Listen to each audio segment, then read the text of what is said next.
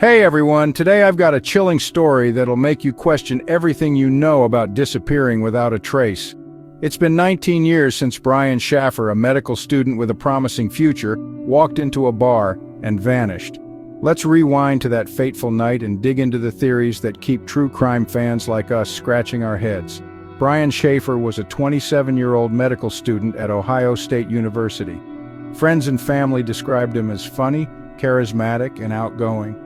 He was dealing with the recent death of his mother, Renee, from a rare form of cancer, but those close to him didn't believe he was depressed or suicidal. Brian had big dreams. He was planning a spring break trip to Florida with his girlfriend, Alexis Waggoner, and possibly even contemplating proposing to her. Fast forward to March 31st, 2006.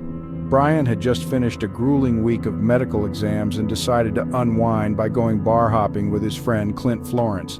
They started at the Ugly Tuna Saloon, a bar near campus, and were later joined by Clint's friend, Meredith Reed. Around 1:55 a.m., Brian was seen on a security camera talking to two women outside the bar.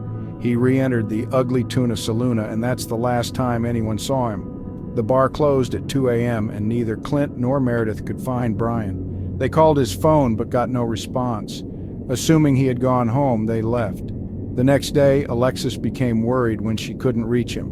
Brian's father checked his apartment, but everything was undisturbed and his car was still parked outside.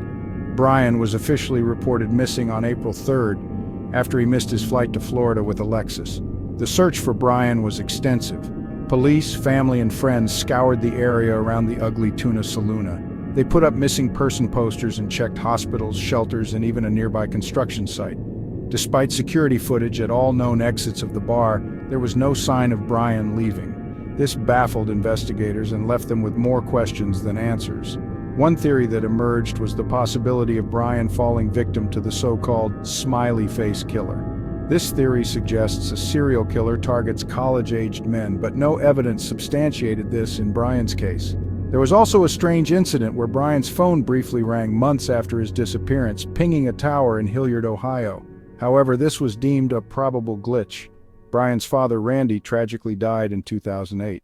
After his death, a hoax message signed Brian appeared on Randy's online obituary, adding another layer of mystery to the case. To this day, Brian Shaffer has not been found and the case remains unsolved. Retired Sergeant John Hurst believes Brian might have left on his own due to life pressures or could still be out there somewhere. Brian's brother Derek fears something bad happened and even expressed suspicion about Clint Florence, who initially cooperated with police but later stopped on his lawyer's advice. So what do you think happened to Brian Shaffer? It's a case with so many twists and turns, leaving us with more questions than answers. If you enjoyed this deep dive into Brian's disappearance, don't forget to like, share, and subscribe for more true crime content. Stay safe and keep questioning.